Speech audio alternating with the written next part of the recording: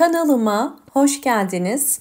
Bugün sizlere çiçek açmayan orkideleri ilkbaharda nasıl bir bakım yapmamız gerektiğinden bahsedeceğim.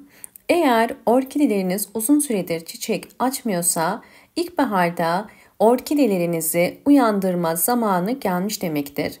Bunun için sıvı bitki besinleriyle ve bir takım püf noktaları ile orkidelerinizi yeniden canlandırabilirsiniz. Orkidelerde böceklenme ve hastalık problemleri varsa bunun için sarımsak kullanabilirsiniz. Bugün orkidelerin yeniden canlanıp çiçek açması için sarımsak kullanacağım. 2 diş sarımsak yeterli ve bu sarımsakları ince ince küçük dilimlere ayıracağım. Sarımsak içerisindeki yüksek antioksidan özelliği sayesinde eğer orkidelerinizde böceklenme, hastalık problemleri varsa mutlaka kullanmanızı tavsiye ederim. Düzenli aralıklarla eğer kullanırsanız özellikle orkidelerinizdeki böcek ve hastalıklardan kurtulabilirsiniz. Ve sarımsağın orkidelere diğer bir faydası, eğer orkidenizin kök sayısı az ise özellikle sarımsak içerisinde bulundurduğu mineraller sayesinde orkidelerinizin yeni kök çıkarımını da kuvvetlendirir. 2 diş sarımsağı küçük parçalara doğradım. Bakın elimdeki kavanoz 720 mililitrelik bir kavanoz. Bu kavanozun içerisine doğradığım sarımsakları koyuyorum. Ve daha sonra kavanozun içerisine su koyacağım. Bu kadar su koydum. Su koyduktan sonra kapağını sıkıca kapatıp bunu 24 saat serin bir yerde bekletmeniz gerekiyor.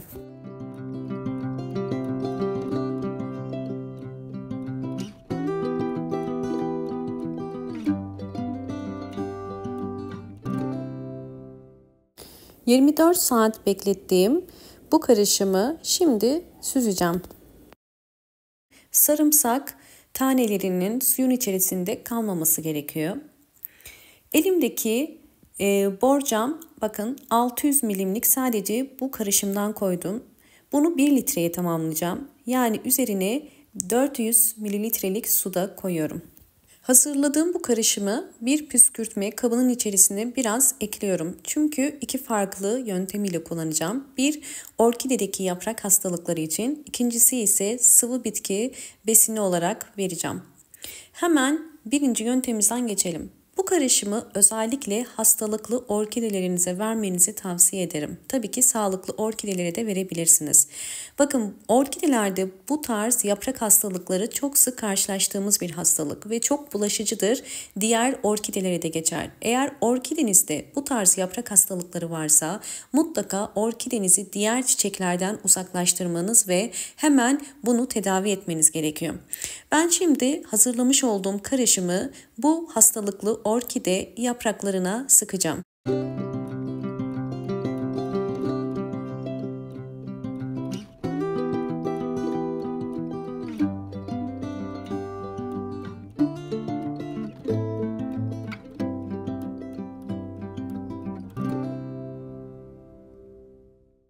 Bu tarz hastalıklı yapraklara haftada bir kere sıkmanız gerekiyor ve bu şekilde güneşlendirmeniz gerekiyor. Bakın sıktıktan sonra özellikle bol havadar ve güneş alan bir yere koymanız çok faydalı olacaktır. Çünkü kendi kendini bu karışımlı su ile kuracaktır. Böcekler bu tarz sarımsaklı su gibi güçlü antioksidan içeren karışımlarla maruz kaldıkları zaman kaçarlar ve zaman içerisinde nefes alamayıp ölürler. Bu da orkidenizdeki hastalığın durmasını sağlar. İkinci metot olarak hiç yaprağı olmayan, sadece kökleri kalan ve köklerinin büyük bir çoğunluğu çürüyen orkideleri kurtarmak için yine sarımsaklı su kullanmanızı tavsiye ederim. Yine bu tarz karışımlarda orkidelere 2 haftada bir sarımsaklı su vererek kısa sürede yeni yaprak çıkarmasını sağlayabilirsiniz.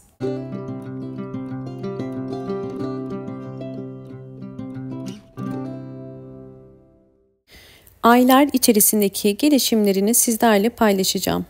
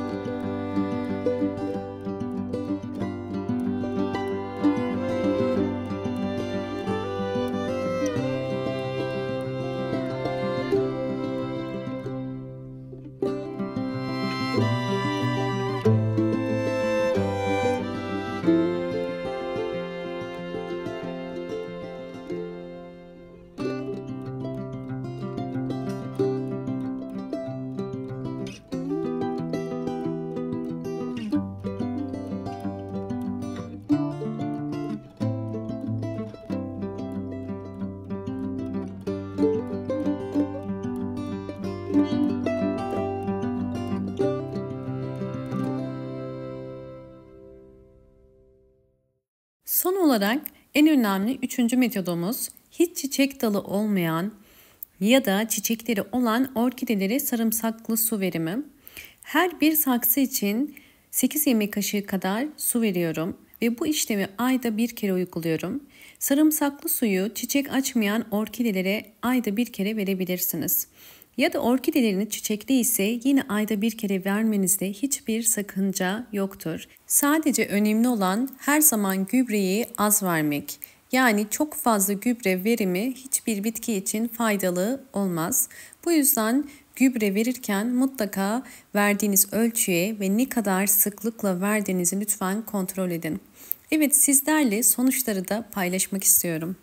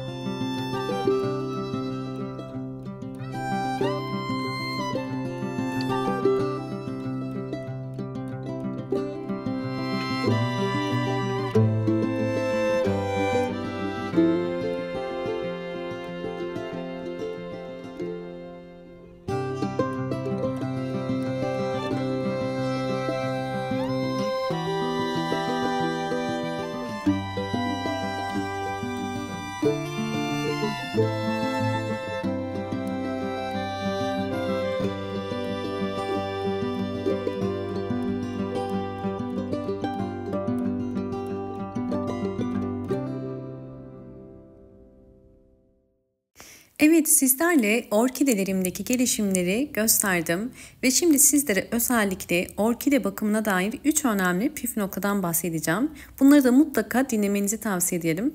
Öncesinde videomu buraya kadar izlediyseniz ve beğendiyseniz hemen beğen tuşuna basıp kanalıma da abone değilseniz eğer hemen abone olursanız çok mutlu olurum. Videomu sevdiklerinize paylaşarak daha fazla kişiye ulaşmasına da yardımcı olabilirsiniz.